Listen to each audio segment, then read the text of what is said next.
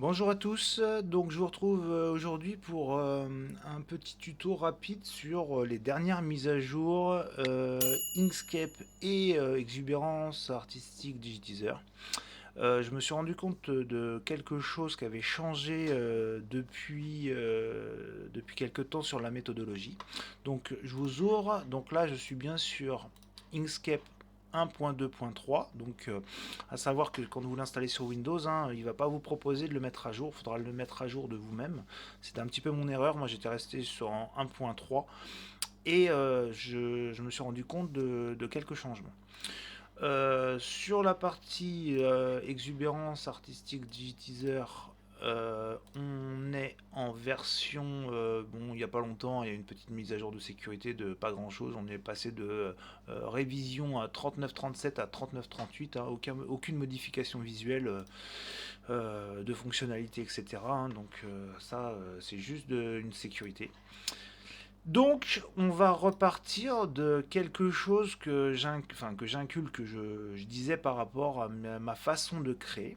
Donc, on va partir sur une image, plusieurs formes imbriquées les unes dans les autres.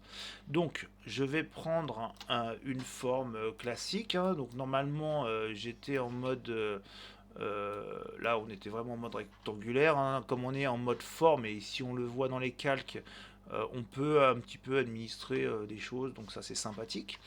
Je vais lui mettre, vous voyez, l'avantage de faire ça, on voit que le petit point au milieu il se génère là, et comme je suis en mode aimantation, ça va se coller dessus. Donc là, ah, je peux pas le prendre, voilà, non, non, donc je suis obligé de le faire en dehors. Là, on va le mettre en rouge, par exemple, pour l'exemple. Et hop, on va se le mettre, voilà, ça me l'a bien mis au milieu. Je vais l'agrandir légèrement. Et on va lui mettre, tiens, on va le dupliquer pour le mettre à l'intérieur. Et on va lui mettre une autre couleur. L'idée, c'est de faire une forme dans une forme dans une forme. Pourquoi? C'est avec cette technique-là que j'ai le plus de problèmes de retranscription dans les logiciels de vectorisation comme Artistic ou Exubérance.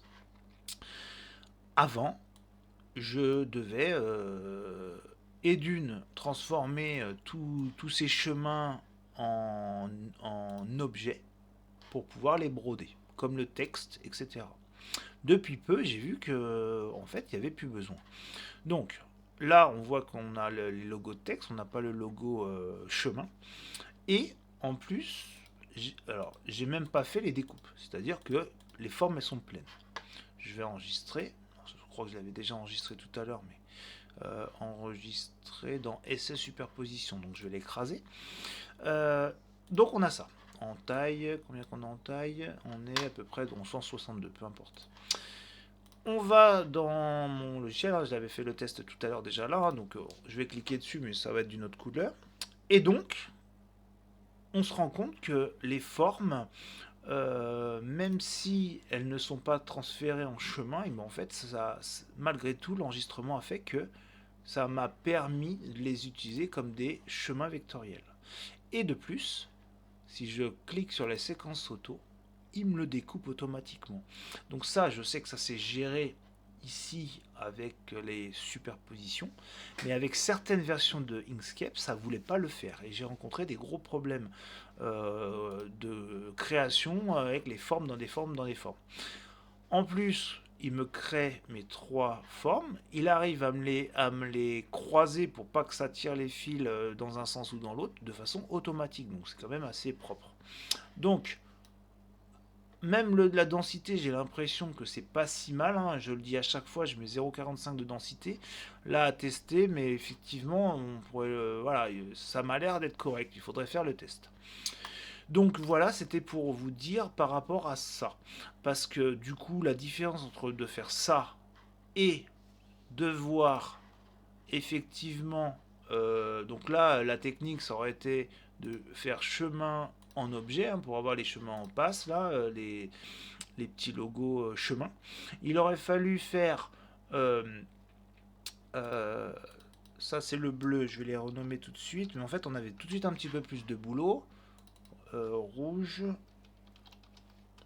et vert.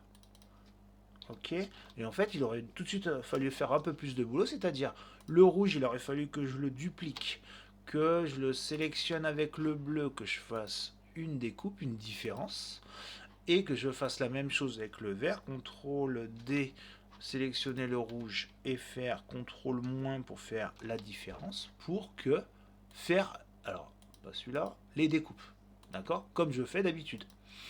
Et bien si j'enregistre celui-là et que je retourne dans le logiciel et que je le rouvre, et bien en fin de compte, qu'on fasse tout ça ou qu'on ne le fasse pas, en fait c'est la même chose, donc autant pas le faire.